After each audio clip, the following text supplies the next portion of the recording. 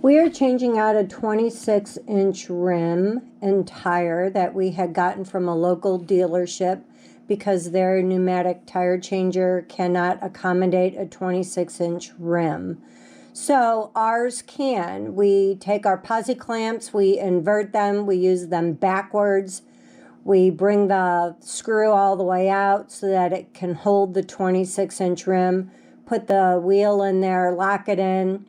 We put bead blocks on the right-hand side of the tire so that we can push it into the drop center, because this particular wheel has no drop center and it's very cantankerous to work with.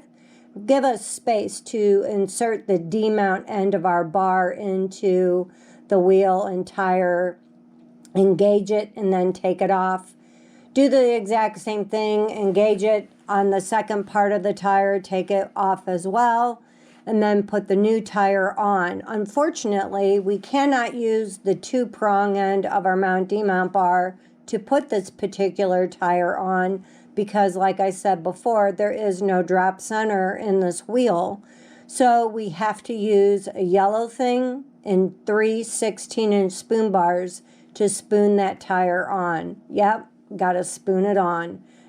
I just wanted to show you guys how we do it. If you are ever doing this particular tire change and have any questions, give us a call. 636-326-5999, and any of us can help you through it. Thanks. Take care.